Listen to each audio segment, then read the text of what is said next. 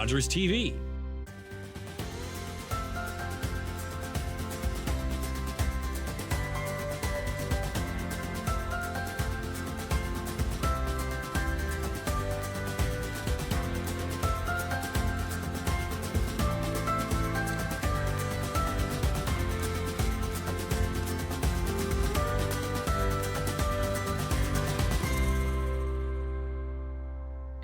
Hello, everyone, and welcome to Money Matters with Shannon Jackson, the personal finance show focused on moving you forward financially. On today's show, we're talking about artificial intelligence and how Canadians are using AI when it comes to their finances. It's definitely a transformative technology. It's constantly evolving and advancing. And new data suggests that a rising number of Canadians are using AI to manage their money. And that's the finding of BMO's recent Real Financial Progress Index report. So, how is AI being used when it comes to finances? And what are the benefits and possible pitfalls of this? Joining me to talk about this is Wendy Brookhouse, Financial Planning Canada Spokesperson, Certified Financial Planner and Money Coach, and founder of Black Star Wealth. Wendy, welcome to the show. Thank you for being here. I am so excited to talk about this topic. I am too. It's very unique, and I'm interested to really get into it. Before we do, can you talk just a little bit about your background and a little bit about yourself? Oh, wonderful. So I've been in the financial planning industry now for almost 2 decades. My company is Black Star Wealth, and we actually service clients across the country virtually. So we have been using technology kind of a little bit forward thinking for quite some time.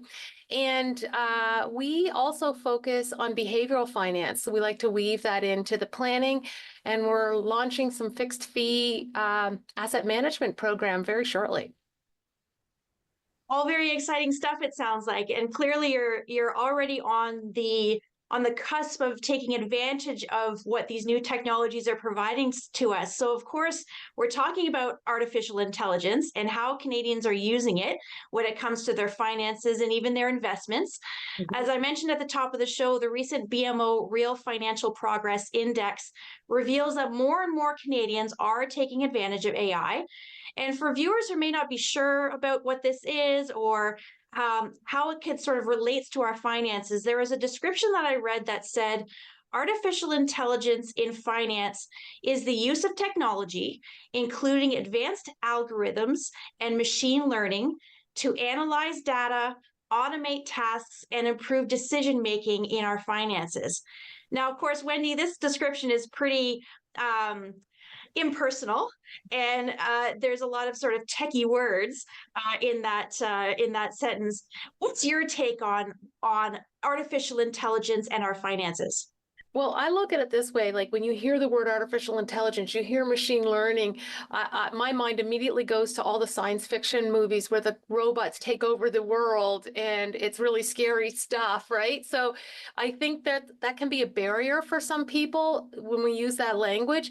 But if we break it down, it's basically helping us automate the things that can be automated, provide us assistance in a way that can make us more productive and better use of our time potentially in a way that and it also makes things more accessible, which I love for our clients. I agree with that. And we're going to get into part of our discussion about how it's being used and sort of some tips and tricks as well. So I look forward to getting into that.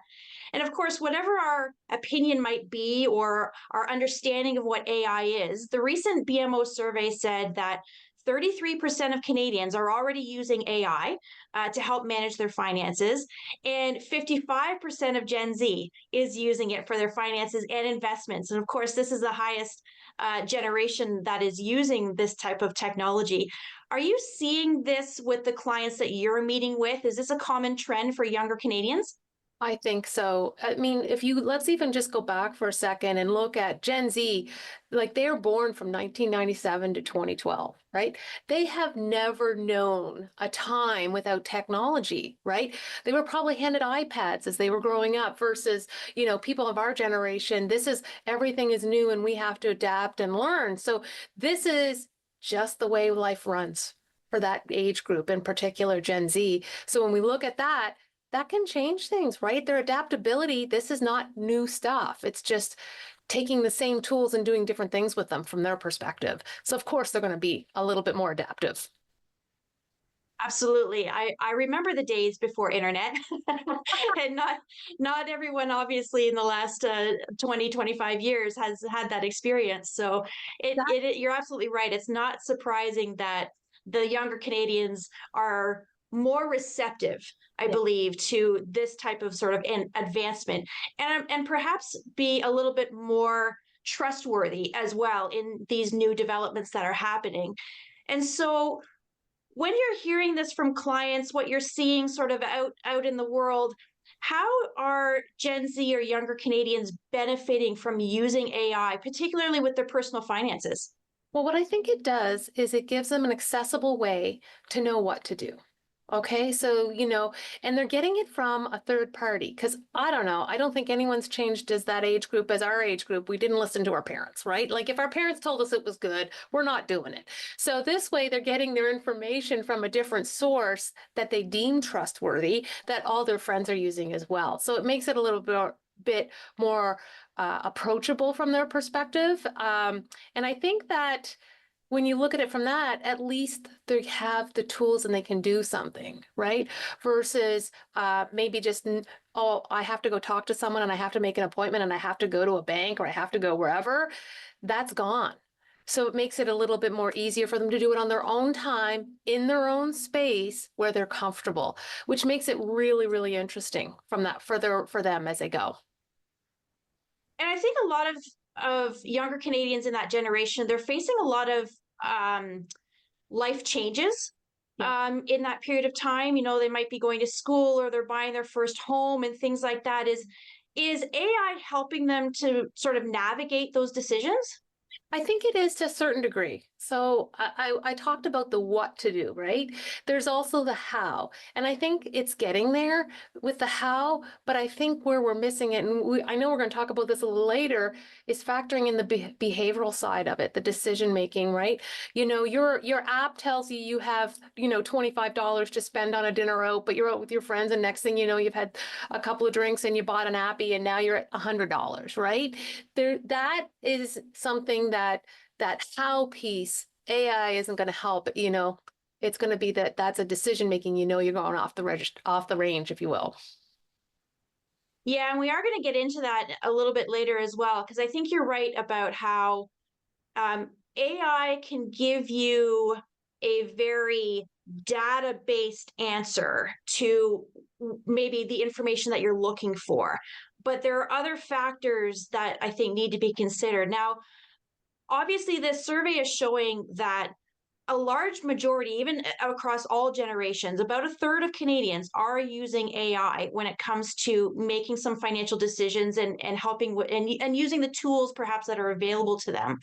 And about 50% of those people who are already using it feel like they are making more informed decisions and it's helping them to make better decisions about their personal finances. So these are all sounding like a positive influence, at least on a surface level. Do you think that AI is giving Canadians that sort of feeling of empowerment? Yeah, I think so. Again, I go back to you can access it, have control, and do it when you want to do it. And I think that makes a huge difference about people actually adapting it. And of course, as more and more people in different generations adapt and they're talking to their friends, we're way more likely to see that happening. And anytime I see people being open to looking at their numbers and understanding their numbers and understanding what's available, I'm all for it. Like anything that improves all of those pieces can only be for good. And that's exactly what I wanted to get into too, because it's that financial literacy part, I think, that is an advantage to using AI. According to the research, 45% of the poll participants say they are learning more about personal finance topics by using AI. 54% are using it to ask questions about topics that interest them. It's helping them, again, make more informed decisions, helping with their financial planning. So obviously that financial literacy piece is a really critical part, and it seems that AI is helping assist with these. I think it's a beautiful thing from the literacy perspective, especially. Like I've had clients who are top-notch professionals ask me, well, what is an RSP? Well, now you can go to an engine like a ChatGPT, type it in, and get a response that gives you a whole bunch of points to consider, which is fantastic from that perspective. But one of the things I'd like to highlight too, when you're using things like ChatGPT or other kind of, let's call them upgraded search engines, if you will, is being careful about what data you put in there, because if you're using free versions of things, that data, you don't know where it's going. You don't know how it's being dispersed. And so understanding whatever platform you're using and how they're using your data and the privacy around that may affect what you choose to put into the search piece. Yes, absolutely, because it is machine learning. It is learning from the data that you tell it. So that's absolutely a good point to make. I appreciate that. And so obviously people are using it, and one of the things, or one of the tools that they're trying to use it for, is creating that initial budget and their money management skills. Can you talk about how AI can be used when it comes to budgeting? Well, when it comes to budgeting, in particular, there's a number of different apps that you potentially could use. And here's the thing. What you want to do is research, research, research. Again, we'll go to the privacy. What are they doing with the data? But also, what other data are they pulling in? So some of these functions will actually pull in data, if you want it to, from your current spending accounts. And it will analyze a little bit and help you understand how you're spending. Love that. But being aware of that and understanding how that's being used and deployed. Also, some of them have free versions, some of them have paid versions, and sometimes the paid version has more privacy than the unpaid version. So just understand, I always say, if it's free, then you are the product that they're collecting the information from. So keeping that in mind and to understand that piece about that and what plan works best with how you think. So it does require some upfront research to make sure, here's my 3 options. Let's try them and see which one fits me better. And it appears not only in addition to the budgeting side of things, 40% of people are saying that with the use of AI, it's helping them to also build their savings. Is there a way that AI is able to do, or at least able to assist us with this? Well, you can see a couple of apps that people can sign up for that, oh, if I buy something for $4.95, it's going to take the 5 cents and pop it over somewhere. So that's one way you can do it. There's other ways where you can automate savings and pieces like that. But that's been around for a while, but I think it's vastly underused in terms of take it off and you never see it again and it's somewhere gone. So there's all kinds of ways that it is helping. But again, it's something that you have to have the goal of savings so that you can implement a strategy to do so. I absolutely agree with you. It does have to, you do have to consciously make it a priority. Yeah. And with automating all of these tasks and things, it absolutely can help. And growing our savings is obviously one way to build our wealth. And then investing perhaps is another way. And according to research, AI is also being helped to, or being used, I should say, to identify perhaps new investment strategies. And we're going to get into that after the break when Money Matters returns. This program is brought to you by Ignite TV. Now you're in command. Visit Rogers.com for more details.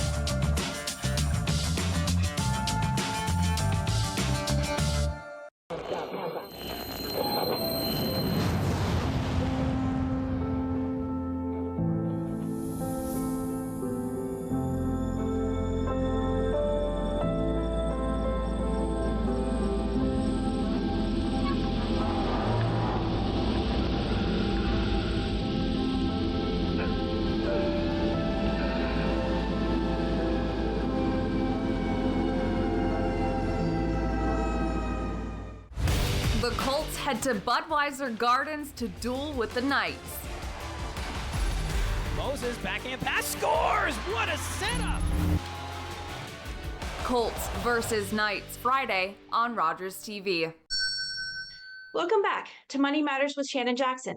My guest today is Wendy Brookhouse, FP Canada Spokesperson, Certified Financial Planner and Money Coach, and founder of Black Star Wealth. And today we're talking about artificial intelligence, and in particular, how it is helping Canadians improve their financial well-being. Before the break, we talked about how Canadians are using AI to grow their financial knowledge. They're budgeting better, they're using it to help grow their savings. And as mentioned, growing your savings is really just one way to grow your net worth. The other way, of course, or one other way, is through investing. Now, research shows that 42% of Canadians are using AI and believe it helps them in identifying new opportunities when it comes to investing. And just over a third of Canadians are using the technology for data analysis. So, Wendy, what should viewers know or understand about how AI can help them when it comes to identifying investment opportunities? Absolutely. So one of the things that you're going to want to make sure of is whatever tool you're using understands your time frame, understands your risk profile, and to understand those pieces about you so that the recommendations are made within the context of those parameters.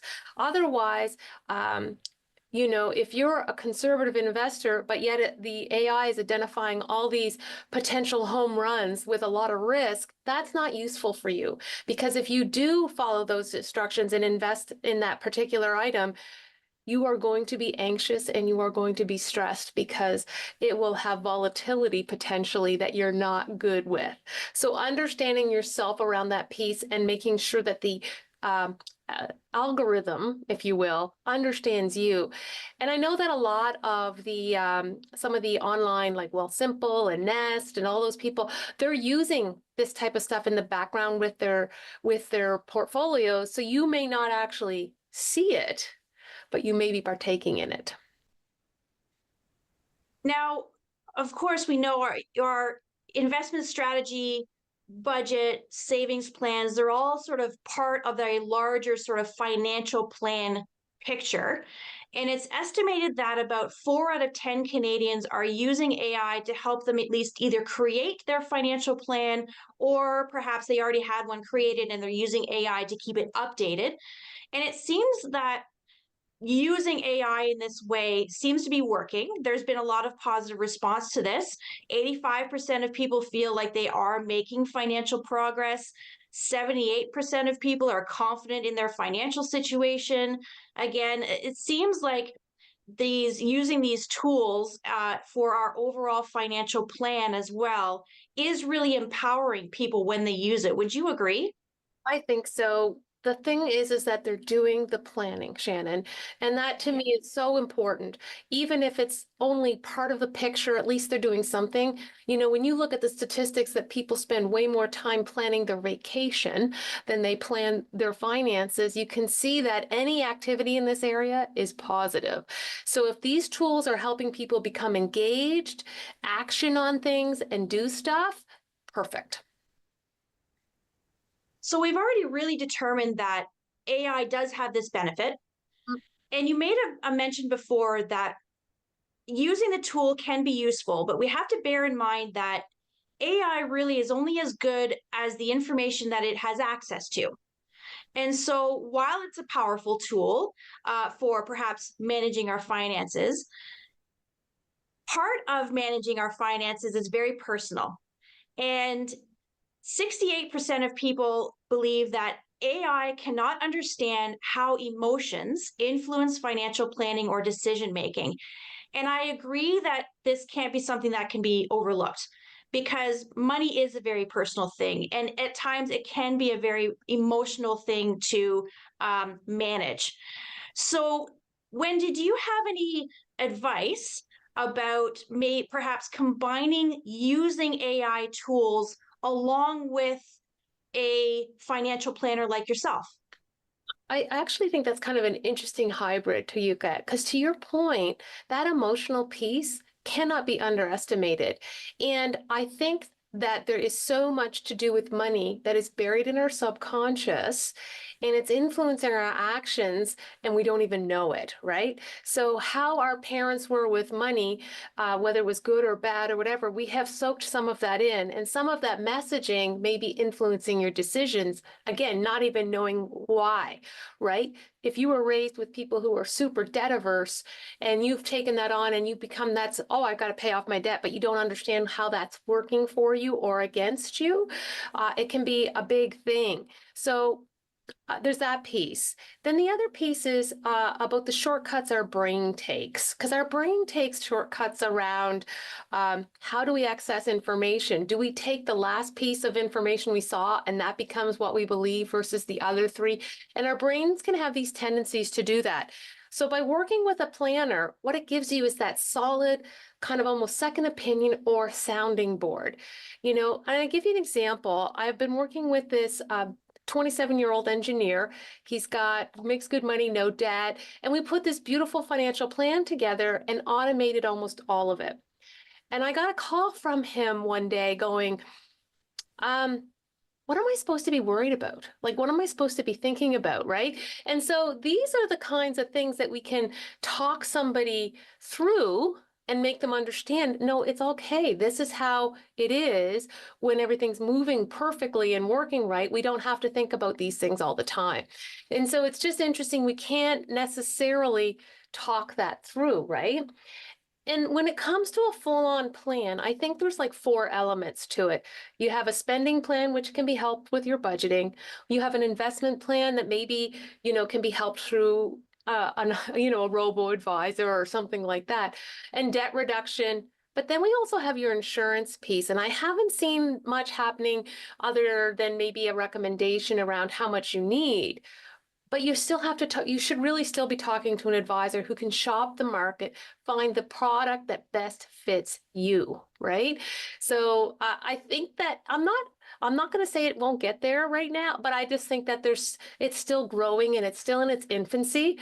I don't know, maybe I'll be out of a job at some point, but I really think that the behavioral side of things will always be there. You can't automate behavior. I agree with you. And I've been thinking a lot about this recently because I feel like using some type of artificial intelligence can perhaps give you the basis of asking it to create your budget template for you. I mean, these tools, you can ask it to create an Excel spreadsheet for you, tell it what you want to be tracking, so it can create these tools. You can input your data once the sheet is created and you've got it off of the AI program. Then you can input your personal data into that. But that perhaps gives you that starting point where then you take that information, you've taken your financial goals that you've already discussed with your family, and you take that then to a financial planner and go through those details where you can better talk about what your personal goals are, what you are willing to risk perhaps when it comes to investing. So I've been thinking a lot about this recently. Is that sort of a decent strategy to incorporate? I think it's a great start, right? Because it gets you started focus on things. The other piece that I'll throw in there too is that there are limitations again to some of these things, right? So for example, if you were to go to ChatGPT and actually say, tell me some budgeting apps in Canada, 2 of the 5 they recommend aren't even in existence in Canada anymore, or they're hard to use. So again, it's one of these things you have to kind of be able to look at what is the input coming and how is it going to work for me, right? And just using it as a starting point. Like I love that as a starting point piece. And I'm going to suggest something even crazier. Like I think that when it comes to spending plans and budgets, one of the biggest items is food, right? And especially with the increase in costs in food. And I've used ChatGPT and said, listen, here's what I like, here's what I don't like. I would like to have 3, could you set me up a schedule of meals for the week using, this food, this food, this food? and give me the recipes. So it goes, here are the 4 recipes, and I'm going, okay, no, don't like salmon. Can you make that recipe without salmon? Okay, good. Now, can you make me a shopping list? And that is a great use, because I don't know about you, Shannon, but I find that meal planning is actually one of the biggest things that can affect your spending plan. And yet there are so many of us that detest that chore. So you can automate some of these things that affect your plan in a way that will help you get positive outcomes. I love that, and I agree that meal planning is so critical. And I've been doing it for a number of years, and it keeps me on track when I go to the grocery store. I have my list. I know exactly what I'm going to be making for the week. And I very rarely deviate from that. I might switch the days around depending on how I feel, but the actual meals that I make are going to happen that week. And you're absolutely right. Using these AI tools, not only when it comes to the number crunching part of it, which can be a little bit strenuous, it can absolutely help you plan your spending habits. And I completely agree with that. I love that tip. So, of course, we know lots of Canadians and more are going to be using these tools as we move forward. And I think there are some benefits to that. Do you have any advice? You had mentioned about some apps that perhaps dig into or have to link to your personal banking app and things like that, where it's tracking where you're spending your money. Any advice on how to effectively use that and safely? Yeah. So again, checking in the background of that, like the program You Need a Budget has been around for years, and it now integrates all of those pieces, which is kind of nice. It's knowing what you want your goals to be as well, because the budget has to reflect those goals. So just putting it in and not having a savings goal, not having a debt reduction goal, using the AI to help you get there.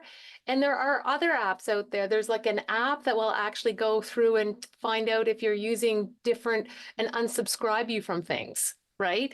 And because that to me is one of the biggest leaks in a bucket, that we've signed up for the free thing and now it's starting to charge and we're not even using it. So there is technology to help us with almost everything. We just have to, oh, I wonder if something can help me with this. Go look, because it probably exists. And then you can decide whether it works for you. Well, we only have a bit of a time left. Do you have any final thoughts for our viewers? My final thought is AI is a tool, much like money is, right? So it's a tool to help you with your tools. So, but again, use it for good.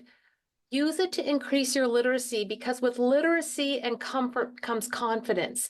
And with confidence comes action, right? So just knowing it, then understanding and being comfortable with it, and then taking action. And don't hesitate to reach out to a professional who may be able to help you with that.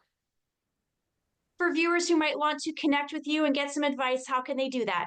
You can head over to blackstarwealth.com or drop me a line at Wendy at Blackstar Wealth, and I'm on LinkedIn as well. Wendy, thank you so much for being here and giving your advice. It's been very insightful, and I really appreciate that. And I also want to thank you, our viewers, for watching. Until next time, I'm Shannon Jackson.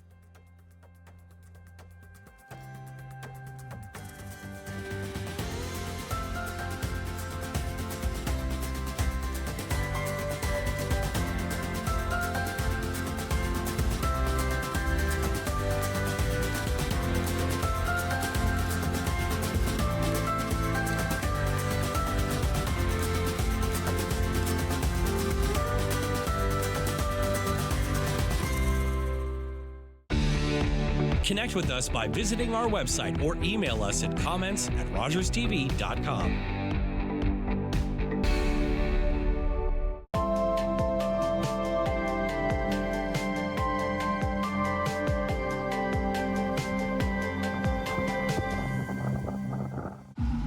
Hi, can I take your order?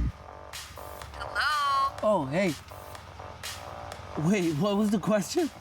Let me guess. One driving high combo, extra baked? No? Could I get a burger with a side of fries? Think you're a better driver when you're high? Think again. Smoking weed affects reaction time and concentration. A message from